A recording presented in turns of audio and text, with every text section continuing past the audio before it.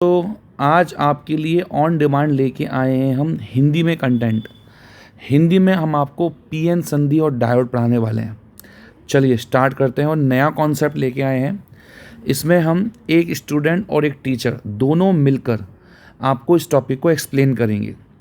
क्या है वो तरीका ये है बच्चों कि स्टूडेंट एक लाइन का मेरे बनाए हुए नोट्स पढ़ेगा और वो जो भी क्वेश्चन पूछना चाहेगा वो पूछेगा और मैं उसको लाइव एक्सप्लेन करूँगा। चलिए स्टार्ट करते हैं। हाँ तो बच्चा स्टार्ट करें अपन। Yes sir. चलो स्टार्ट करो। देखो हम स्टार्ट कर रहे हैं पीएन संधि। ठीक है, थोड़ा एडिट कर लेते हैं। पीएन संधि, ठीक है, चलो स्टार्ट करो।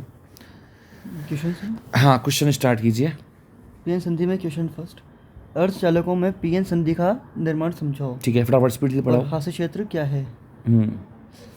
अब इसमें प्रॉब्लम ये है, रुकिए, यहाँ ये प्रॉब्लम है।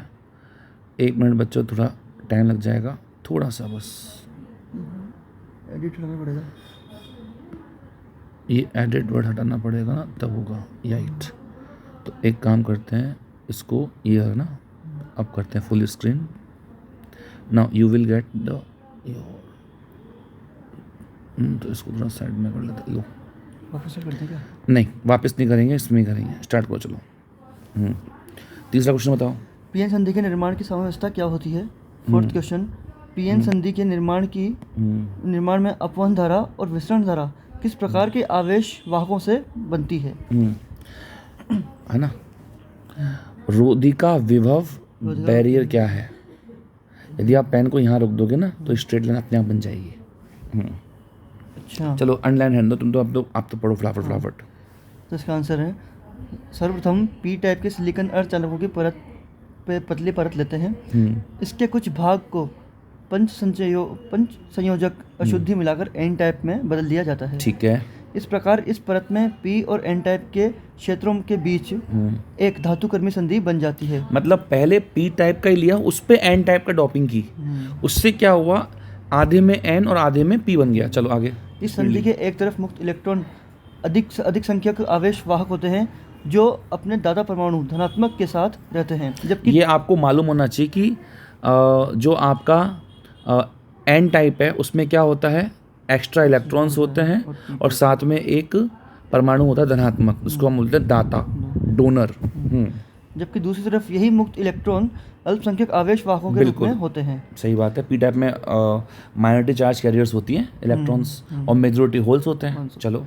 इस प्रकार इस धातुकर्मी संधि पर सांद्रता प्रवणता उत्पन्न हो जाती है जिससे सभी मुक्त इलेक्ट्रॉन एन टाइप वाले क्षेत्र से पी टाइप वाले क्षेत्र की तरफ गति करते हैं। इसे विसरण कहा जाता है। कंसंट्रेशन ग्रेडियंट के कारण डिफ्यूजन स्टार्ट होता है, ज़्यादा संख्या से कम संख्या की तरफ गति स्टार्ट हो जाती है। तो इलेक्ट्रॉन जाते हैं एन से पी, बच्चे नोट्स बना देना, और होल जाते हैं पी से एन। इस संधि के एक तरफ होल अधिक संख्यक आवेश वाहक होते हैं जो अपने ग्राही परमाणु ऋणात्मक के साथ रहते हैं, जबकि दूसरी तरफ यही होल अल्पसंख्यक आवेश वाहक के रूप में मौजूद रहते हैं। बिल्कुल सही है। इस प्रकार इस धातुकर्मी संधि पर सांद्रता प्रवणता उत्पन्न हो जाती है जिससे सभी होल पी टाइप वाले क्षेत्र से एन टाइप वाले क्षेत्र की तरफ गति करते हैं, जिसे विसरण गति कहा जाता है। हाँ भी समझाया था, अच्छी तरह एक्सप्लेन कर दिया। विसरण गति के कारण धातुकर्मी संधि पर दोनों तरफ स्थिर अशुद्धि आयन बचे रह जाते हैं, अर्थात धातुकर्मी हाँ मैं बस सुन लो। इसका मतलब ये है कि होल्स तो निकल लिए और इलेक्ट्रॉन भी निकल लिए, अपने डोनर और एक्सेप्टर्स एटम्स को रिलीव कर गए। मतलब जो अपन डॉपिंग के अंदर अशुद्धियाँ गिराते हैं वो अशुद्धियों वाले परमाणु वहीं छूट गए, जिन पर पी टाइप वाले के अंदर होता है एक्सेप्टर मतलब ग्राही और उस पर होता है माइनस, जबकि एन टाइप के अंदर होता है डोनर मतलब दाता और उस पर होता है प्लस। धातुकर्मी संधि के एन टाइप के क्षेत्र की तरफ धनावेशित दाता परमाणु एवं धातुकर्मी संधि के पी टाइप के क्षेत्र की तरफ ऋणावेशित ग्राही परमाणु होता है। बिल्कुल। इस प्रकार विसरण गति के कारण धातुकर्मी संधि पर दोनों तरफ धनावेशित और ऋणावेशित स्थिर आयनों की पहली परत बन जाती है जिसमें किसी भी प्रकार का कोई अधिक संख्या आवेश वाहक नहीं होता। इसे भी हाशी क्षेत्र हाशी क्षेत्र डिप्लीशन लेयर कहते हैं। डिप्लेशन लेयर कहते हैं। हाशी क्षेत्र में अलग अलग प्रकार के स्थिर अशुद्धि आयनों के कारण इस क्षेत्र में एक विद्युत क्षेत्र का उत्पन्न होता है। निर्माण विद्युत क्षेत्र हो हमेशा जाता है। प्लस से माइनस की ओर। इसके कारण एन टाइप में अल्पसंख्यक होल व पी टाइप वाले क्षेत्र में अल्पसंख्यक मुक्त इलेक्ट्रॉन गति करना प्रारंभ करते हैं। भाई प्लस माइनस से एक इलेक्ट्रिक फील्ड बन गया। कौन सा प्लस माइनस? दाता और ग्राही, डोनर और एक्सेप्टर से। अब इसके कारण अब जो गति स्टार्ट होगी उसको बोलते हैं ड्रिफ्ट वेलोसिटी। विद्युत क्षेत्र के कारण उत्पन्न हुई इस गति को अपवाह गति, अववाह drift मतलब होता velocity है, कहा अववाह जाता नहीं, है। अववाह। अववाह मतलब ड्रिफ्ट। अपवाह। अल्पसंख्यक होल एन टाइप से पी टाइप के क्षेत्र में गति करते हैं बिल्कुल। विद्युत क्षेत्र के साथ, जबकि मुक्त इलेक्ट्रॉन पी टाइप से एन टाइप की तरफ गति करते हैं भाई विद्युत क्षेत्र एन के टाइप साथ के विपरीत। अंदर जो छोटे वाले मतलब माइनॉरिटी चार्ज कैरियर्स, अल्पसंख्यक वाहक जो होते हैं वो इलेक्ट्रॉन्स होते हैं। जस्ट उल्टा है। एन मतलब नेगेटिव, नेगेटिव मतलब उल्टा, नेगेटिव उल्टा होगा, पॉजिटिव पॉजिटिव मतलब होल्स। एन टाइप में होल्स होते हैं, पी टाइप में इलेक्ट्रॉन्स होते हैं, माइनॉरिटीज, और वो गति करते हैं, उसको बनती है ड्रिफ्ट। आगे बढ़ो। अतः अल्पसंख्यकों की अपवाह गति के करने के कारण एक नई धारा एन टाइप के क्षेत्र से पी टाइप क्षेत्र की तरफ बनती है। इसे अपवाह धारा कहा जाता है विद्युत क्षेत्र की विद्युत क्षेत्र की दिशा में। विपरीत विद्युत क्षेत्र की दिशा में एक धारा बनती है जो कि ड्रिफ्ट। आगे चलो। हाशी क्षेत्र की चौड़ाई लगभग 0.1 माइक्रोमीटर होती है। चलो ठीक है, बहुत छोटी होती है। आगे। हाशी क्षेत्र में उपस्थित आयन विसरण गति का विरोध करते हैं, जिससे धीरे धीरे विसरण धारा का मान कम हो जाता है। बिल्कुल। और हाशी क्षेत्र की चौड़ाई बढ़ने से अपवहन धारा का मान बढ़ता जाता है। तो एक तरफ से तो मेजॉरिटी चार्ज कैरियर्स के मोशन से आयंस क्रिएट हुए, वही आयंस फर्दर इसी मेजॉरिटी चार्ज कैरियर्स को मूव करने से रोकते हैं, और यही आयंस जो इलेक्ट्रिक फील्ड बनाते हैं वो इलेक्ट्रिक फील्ड माइनॉरिटीज को मूव कराते हैं। अर्थात धीरे धीरे विसरण गति के कारण, डिफ्यूजन के कारण जो करंट बनती है वो तो धीरे धीरे कम होती है, और इलेक्ट्रिक फील्ड के कारण जो ड्रिफ्ट, और यू कैन से हिंदी में क्या नाम था, अपवहन धारा, अपवहन या अपवाह धारा, वो धीरे धीरे बढ़ती है, और फिर एक टाइम क्या होगा, दोनों बराबर हो जाएंगी। आगे पढ़ो। और एक विशेष समय पर दोनों धारा विपरीत दिशा एवं परिमाण समान होने के कारण परस्पर निरस्त हो जाती हैं। शाबाश। इस स्थिति को साम्यावस्था की स्थिति कहा जाता है, इक्विलिब्रियम स्टेट। और यही पर पीएन संधि का निर्माण हो जाता है।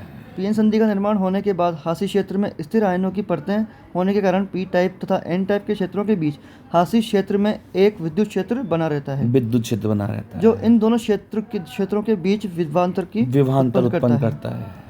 यह विभवांतर अधिसंख्यक आवेश वाहक को गति का विरोध करता है, अतः इसे रोधी का विभव कहते हैं, पोटेंशियल बैरियर। लाओ मैं एक बार समझाता हूँ बच्चों को, ये थोड़ा जूम कर लेते हैं। ये तो है आपका पी टाइप, ये इसका पॉइंटर बहुत बड़ा हो रहा है, इस पॉइंटर को थोड़ा कम करते हैं। ठीक है, ये हो गया आपका पी टाइप, ये हो गया एन टाइप। पी टाइप में होते हैं ग्राही, इसमें होते हैं दाता, डोनर, प्लस। तो यहाँ से अब थोड़ा सा एलिमेंट ले लेते हैं, ये लाइक दिस। यहाँ से तो होल्स, अभी ये भी पॉइंटर बहुत बड़ा हो रहा है, इसका पॉइंटर भी कम करते हैं। ठीक है ना। यहाँ से तो होल्स जाते हैं इधर, और यहाँ से इलेक्ट्रॉन्स चल जाते हैं इधर। ठीक है, तो यहाँ से एक ऐसी लेयर बनती है पी टाइप में जिसके अंदर कोई होल्स नहीं है, इसके अंदर कोई इलेक्ट्रॉन नहीं है। ठीक है, ऐसे बोलो दोनों आपस में रिकमेंड होकर गायब हो गए, ना होल बचा ना इलेक्ट्रॉन बचा। लेकिन इधर माइनॉरिटीज के अंदर होते हैं एन टाइप के अंदर होल्स, और इधर होते हैं इलेक्ट्रॉन्स। इलेक्ट्रॉन को डार्क से दिखाएंगे, ये क्या हुआ। तो यहाँ तो होते हैं होल्स और यहाँ होते हैं इलेक्ट्रॉन्स।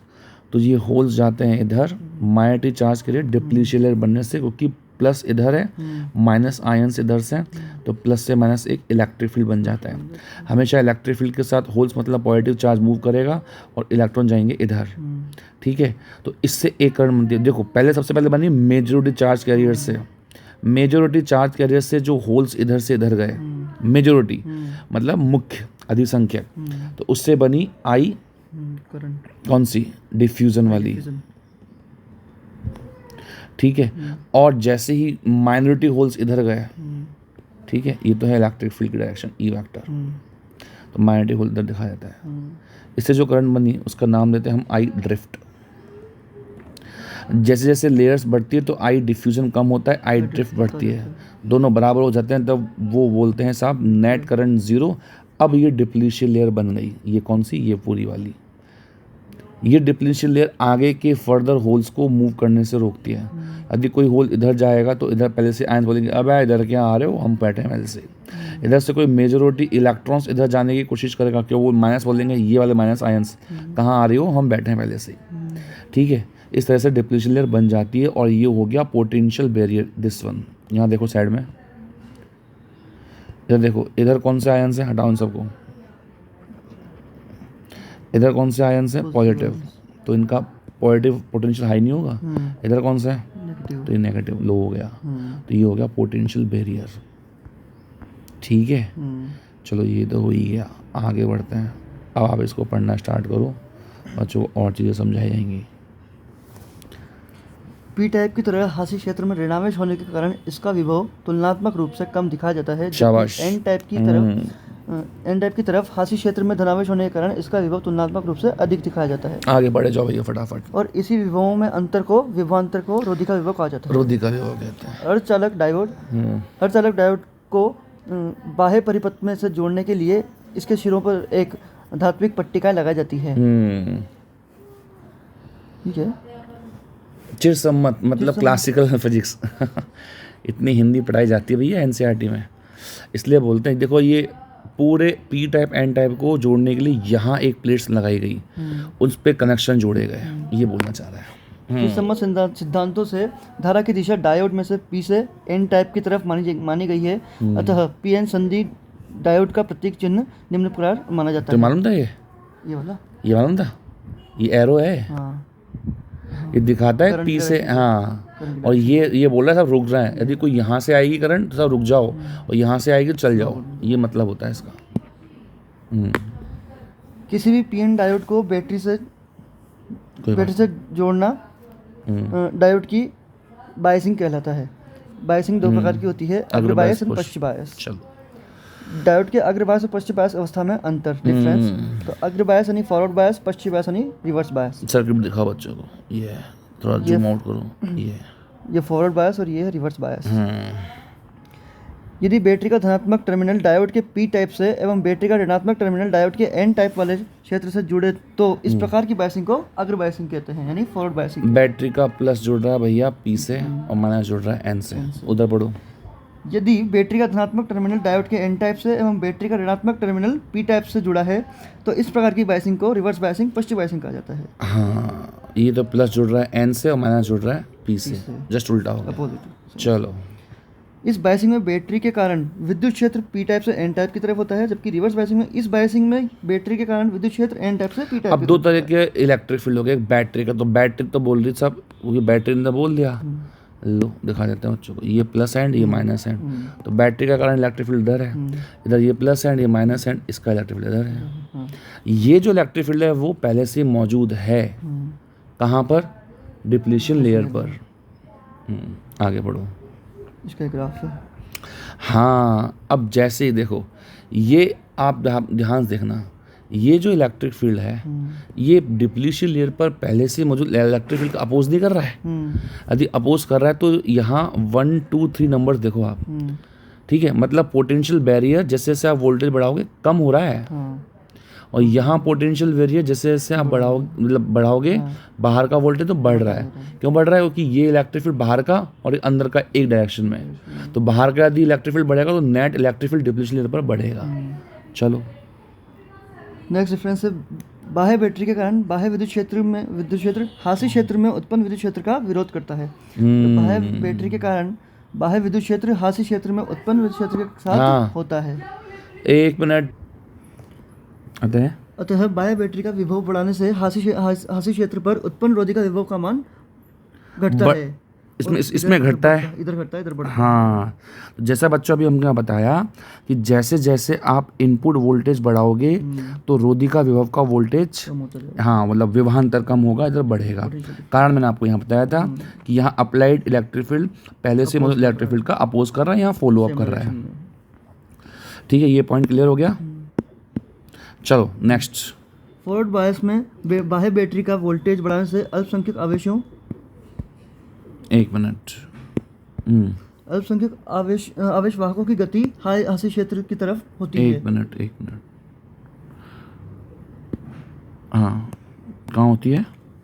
हास्य क्षेत्र की तरफ होती है। बिल्कुल सही इससे है। हास्य क्षेत्र की चौड़ाई घटती है। क्यों भाई, क्यों घटती है भाई? जैसे जैसे आप वोल्टेज बढ़ाओगे होल्स पर लगेगा फोर्स की भाई, होल्स प्लस से माइनस तरफ जाओ तो जहाँ अब डिप्लीशन लेयर होती क्या है? डिप्लीशन लेयर वो लेयर होती है जहाँ पर कोई भी मेजॉरिटी चार्ज केस नहीं है।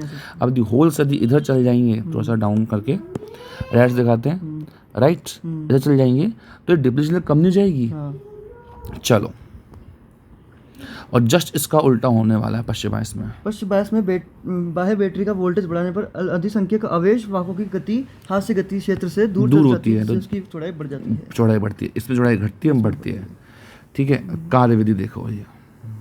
बाह्य बैटरी के कारण उत्पन्न विद्युत क्षेत्र अधिसंख्यक आवेश वाहकों को हास्य क्षेत्र पर पार कराने का प्रयास करता है, जिससे अधिसंख्यक आवेश वाहक हास्य क्षेत्र की दूसरी तरफ अंतःक्षेपित हो जाते हैं। अंतःक्षेपित जो बहुत शानदार वर्ड है, इसको बोलते हैं अंतःक्षेपित। मालूम है क्या किसका मतलब होता है इसका इंग्लिश में? ना, इंजेक्टेड। इंजेक्शन की हिंदी क्या होती है? अंतःक्षेपण। नहीं, ये इतनी हिंदी इसलिए बोलते हैं कि एनसीईआरटी को पढ़ने के लिए एक टीचर की जरूरत है। अंतःक्षेपण, अंत मतलब इंजेक्शन कर दे, इंजेक्ट कर दे मतलब खाल को बिना काटे और सीधा एक छोटा सा होल गया और सीधा अंदर आइटम गया, है ना? ऐसे करते ना इंजेक्शन। चलो कार्यविधि देखो दूसरी की। रिवर्स बायस में बाह्य बैटरी के कारण उत्पन्न विद्युत क्षेत्र अधिक संख्यक आवेश वाहकों को हास्य क्षेत्र से दूर ले जाते हैं एवं हास्य क्षेत्र के आसपास वाले अल्पसंख्यक आवेश वाहकों को हास्य क्षेत्र से दूसरी तरफ अपवाहित कर देता है, जिसे ड्रिफ्ट वेलोसिटी कहते हैं। अब ये जो है ना, ये क्या मतलब बोला? दूसरी तरफ अपवाहित करता, किसको? अल्पसंख्यक आवेशों को। भाई आप ये भी देखो, जैसे जैसे आप यहाँ मान लो मेजॉरिटी चार्ज का जिस इलेक्ट्रॉन है और यहाँ मेजॉरिटी होल्स हैं, इलेक्ट्रिक फील्ड लग रहा है सब होल्स को दूर ले जाएगा, इलेक्ट्रॉन को दूर ले जाएगा इलेक्ट्रिक फील्ड के अपोजिट। उससे क्या होगा? ये जो विड्थ है वो बढ़ती चली जाएगी। यदि ये विड्थ बढ़ेगी तो यहाँ का जो अंदर का इलेक्ट्रिक फील्ड है वो भी बढ़ेगा। अंदर का इलेक्ट्रिक फील्ड बढ़ेगा तो ड्रिफ्ट करंट बढ़ेगी। ड्रिफ्ट करंट किससे बनती है? माइनॉरिटीज से। पी टाइम में माइनॉरिटीज कौन है? इलेक्ट्रॉन्स। इसमें कौन है? होल्स। इलेक्ट्रिक फील्ड यहाँ है, होल्स जाएंगे इधर और माइनॉरिटी इलेक्ट्रॉन जाएंगे इधर, तो वो करंट बढ़ती है। कौन सी? ड्रिफ्ट करंट बढ़ती है। ठीक है, तो वो यही बोल रहा है। देखो, अल्पसंख्यक आवेश वाहकों को हास्य क्षेत्र के दूसरी तरफ अपवाहित कर देता है। तो इलेक्ट्रिक फील्ड जो कि डिप्लीशन लेयर मात्र 1 माइक्रोमीटर रेंज में है ना, 1 माइक्रोमीटर रेंज में जो है उनसे करंट बन। अब डिप्लीशन लेयर में छोटे से माइनॉरिटीज के कारण कितनी करंट बन जाएगी? ये बन रही है मेजॉरिटी से, राइट, होल से मेजॉरिटी, है ना, और ये बन रही है माइनॉरिटी से। तो इसलिए बोलते हैं कि फॉरवर्ड बायस में करंट ज़्यादा होती है और रिवर्स बायस में करंट कम होती है। चलो आगे बढ़ो। मुक्त इलेक्ट्रॉन एन टाइप से पी टाइप की तरफ जाकर हास्य क्षेत्र पर जम जाते हैं, जबकि होल्स पी टाइप से एन टाइप की तरफ जाकर हास्य क्षेत्र को इकट्ठा हो जाते हैं। इधर बढ़ो। रिवर्स बायसिंग में एन टाइप वाले क्षेत्र से होल को पी टाइप वाले क्षेत्र में ड्रिफ्ट करना, पी टाइप वाले क्षेत्र से इलेक्ट्रॉन को एन टाइप वाले क्षेत्र जो मैंने अभी समझाया वो ये बिल्कुल सेम डिटो। नेक्स्ट आगे। इस प्रक्रिया को अल्पांश वाहक अंतःक्षेपण कहा जाता है। हाँ, अंतःक्षेपण, अल्पांश वाहक। अल्पांश वाहक नहीं लिखा हुआ है? अल्पांश वाहक।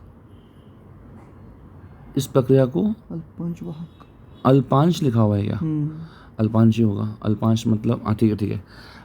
अंतःक्षेपण मेन वर्ड है, इसको याद रखो। हाँ ठीक है। हास्य क्षेत्र पर अल्पसंख्यक आवेश वाहकों की संख्या अंतःक्षेपण प्रक्रिया के कारण अत्यधिक हो जाती है, अतः सांद्रता प्रवणता के कारण अंतःक्षेपित आवेश वाहक हास्य क्षेत्र की तरफ धात्विक सिरे से की तरफ गति करते हैं। अब मतलब ये है भाई, सुन लो, आंसर समझाया तो समझ तो लो। ये जो होल्स ना, अब हटाओ इन सबको यार। ये जो होल्स है पी टाइप से वो यहाँ से जम करके इंजेक्ट होकर यहाँ जम जाते हैं। ये बहुत सारे होल्स यहाँ जम जाते हैं। एन से इलेक्ट्रॉन यहाँ कूद के यहाँ जम जाते हैं, इधर ये जम गए, ये बहुत सारे इलेक्ट्रॉन जम गए। अब ये बोल रहा है कि यहाँ तो होल्स बहुत सारे हैं, यहाँ होल्स हैं क्या? नहीं है। तो इस एंड से इस एंड अपने आप चल जाते हैं, कंसंट्रेशन ग्रेडियंट करना, सब यहाँ होल जम गए। ऐसे इलेक्ट्रॉन यहाँ से यहाँ चल जाते हैं, क्योंकि ये प्लस एंड है, ये माइनस एंड है। तो होल्स को तो अट्रैक्ट कर देते हैं माइनस एंड और ये इलेक्ट्रॉन करते हैं। तो ये होता है कंसंट्रेशन ग्रेडियंट से। तो मतलब 2 प्रोसेस होती है। पहली प्रोसेस तो होती है जो तूने वर्ड लिखा था ना हिंदी में, कौन सा? अल्पांश वाहक। ये अल्पांश मुझे समझ में नहीं आ रहा अल्पांश वाहक क्या मतलब है ना, इसकी इंग्लिश देखनी पड़ेगी, हिंदी बहुत दिन हो गए पढ़े हुए। नाउ तो ये अंतःक्षेपण प्रक्रिया होती है, उसके बाद कंसंट्रेशन ग्रेडियंट कारण फिर वो दूसरे एंड पर पहुंचता है। अब यहाँ पढ़ो। चूंकि बाह्य क्षेत्र, बाह्य विद्युत क्षेत्र हास्य क्षेत्र में उत्पन्न विद्युत क्षेत्र के साथ एक दिशा में होता है, अतः अल्पसंख्यक आवेशवाहकों का अपवहन हास्य क्षेत्र में ही नहीं अपितु संपूर्ण डायोड में अर्थात धात्विक पट्टिका वाले सिरों पर भी लगातार होता है। अब मतलब ये है कि यहाँ क्या हो रहा है, यहाँ हटाओ इन सबको, हटाओ हटाओ, भागो यहाँ से। समझाते हैं बच्चों को अच्छे से। अब पी टाइप में कौन है, इलेक्ट्रॉन में से इस इलेक्ट्रिक फील्ड, यहाँ इलेक्ट्रिक फील्ड में कौन था, minority charge carrier. N type में कौन होता है, होल्स। होल जाएंगे साहब इलेक्ट्रिक फील्ड के साथ, इलेक्ट्रिक फील्ड भी इधर, ये भी इधर, होल्स इधर भाग लिए, होल्स भाग के यहाँ पहुँच गए।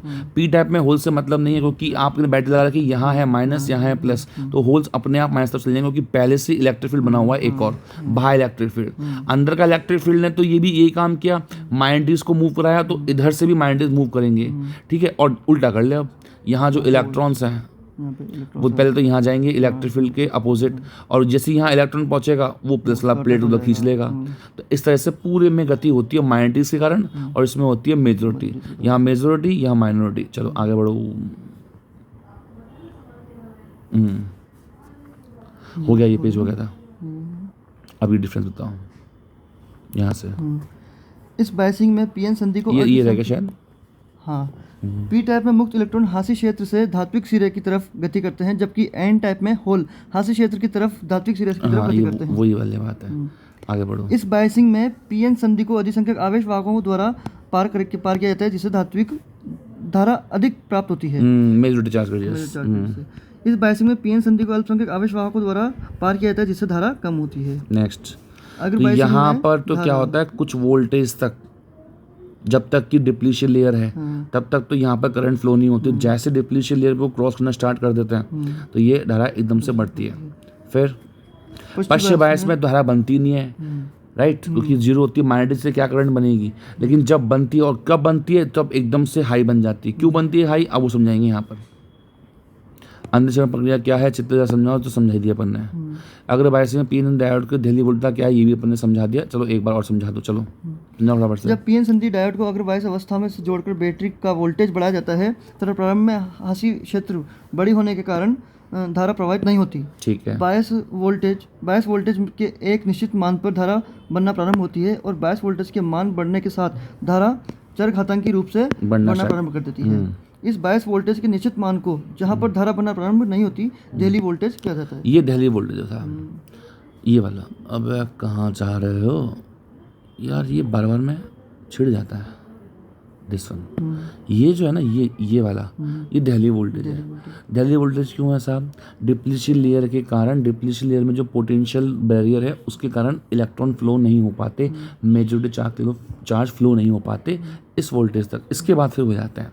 तो आपको पहले वोल्टेज बढ़ाना होगा, ये बोलना चाह रहा है, ठीक है। एक और समझाओ, भंजन वोल्टता क्या होती है। भंजन वोल्टता क्या है समझाइए। जब पीएन संधि डायोड को पश्च बायस में लगाकर इसका वोल्टेज बढ़ाया जाता है, तो हास्य क्षेत्र को चौड़ाई बढ़ने के कारण अत्यल्प धारा प्रवाहित होती है, जो कि अल्पसंख्यकों के कारण होती है। यह धारा निश्चित मान की बनती है, ठीक है। बायस वोल्टता का मान लगातार बढ़ाने पर हास्य क्षेत्र पर विद्युत क्षेत्र इतना बढ़ जाता है कि सिलिकॉन बंधों के भी बॉन्ड तोड़ देता है। बंधों के टूटने के कारण इलेक्ट्रॉन होल युग्म उत्पन्न होते हैं, जिससे आवेश वाहकों की संख्या बढ़ जाती है और धारा अप्रत्याशित रूप से एकदम बढ़ जाती है। इस अवस्था को भंजन अवस्था, और इस वोल्टेज को भंजन वोल्टेज कहा जाता है, जिस पर धारा एकदम से बढ़ जाती है, अब देखो क्या हुआ भाई, आपने यहाँ देखो पहले तो यार इस सर्किट को, ये वाला दिस वन भाई, आप तो हो गए स्टार्ट, और ये वाला वोल्टेज वेरिएबल है, यहाँ दिखाते हैं, ये वेरिएबल है। आप इसको बढ़ाते चले गए, उससे ये डिप्लीशन लेयर बढ़ती चली गई और बढ़ती चली गई, इतनी बढ़ गई कि भाई यहाँ इलेक्ट्रिक फील्ड, ये वाला इलेक्ट्रिक फील्ड इतना बढ़ गया कि भाई ये तो आपके डोनर है, ठीक है, ये तो एक्सेप्टर है और ये डोनर है, इम्प्योरिटी एटम्स हैं। आप सोचो कि 10 लाख पर एक इम्प्योरिटी एटम्स होता है, तो सिलिकॉन के बीच में भी तो बॉन्ड्स होंगे। तो सिलिकॉन के बीच में जो बॉन्ड्स आपने एनसेट ने इस तरह से दिखाए हैं, वो बॉन्ड ब्रेक हो जाते हैं। जैसे वो बॉन्ड ब्रेक होते हैं, इतने ज़्यादा बॉन्ड्स ब्रेक होते हैं और इतने ज़्यादा कैरियर्स बनते हैं, तब एकदम से करंट बढ़ जाती है। और कैरियर्स कौन से बढ़ते हैं, ये और देख लो भैया, कौन से बॉन्ड टूटेंगे, ऑब्वियस मान लो जैसे ये डिप्लीशन लेयर है, अब देखो हटाओ सबको वापस ये डिप्लीशन लेयर है, यहाँ से यहाँ तक इलेक्ट्रिक फील्ड बढ़ रहा है, तो यहाँ के सिलिकॉन के बीच में बॉन्ड्स है ना वो टूटता है, तो यहाँ एक इलेक्ट्रॉन होल पे जनरेट होता है, इलेक्ट्रिक फील्ड बोलता है ए होल्स इधर भाग जाओ, इलेक्ट्रॉन्स इधर भाग जाओ। जैसे ही भागते हैं ना तो यहाँ से जंक्शन को क्रॉस करते हुए माइनॉरिटी चार्ज कैरियर्स, जिनको अपन माइनॉरिटीज से बोल रहे हैं, ठीक है, वो माइनॉरिटीज थे, अब इतने ज़्यादा हो गए कि वो मेजॉरिटी वर्ड नहीं लेना आपको ना, माइनॉरिटीज नाम लेना है, ठीक है, क्योंकि फिर वो क्या मिक्स ना हो जाए। तो माइनॉरिटी चार्ज कैरियर्स इतने ज़्यादा हो गए, ठीक है, कि उससे जो करंट बनी ये अब्रप्टली हाई हो गई एकदम से, इस वोल्टेज पर एकदम से करंट हाई हो गई, है ना। क्या लिखा हुआ ये समझाया था अपने बच्चों को भी,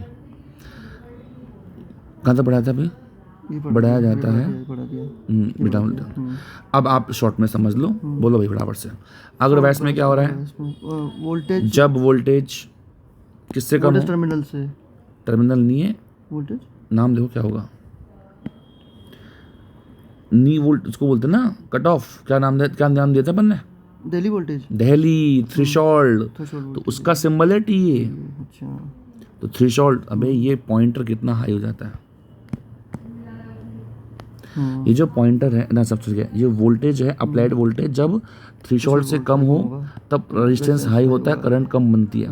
जैसे थ्रेशोल्ड ज़्यादा होता है रेजिस्टेंस कम हो जाता है। पश्चिम बायस के अंदर जब ब्रेक डाउन वोल्टेज से कम होता है तो ऑब्वियस आर बहुत हाई होता है, करंट बनने देता ही नहीं है, और जैसे ही ब्रेक डाउन होता है तो है जीरो, बिल्कुल एकदम से हाई करंट बनती है। आइडियल डायोड में फॉरवर्ड बैकग्राउंड के अंदर नी वोल्टेज बोलते हैं, या क्या नाम था, टी मतलब थ्रेशोल्ड वोल्टेज जीरो होता है, और दिस आर इज लेस,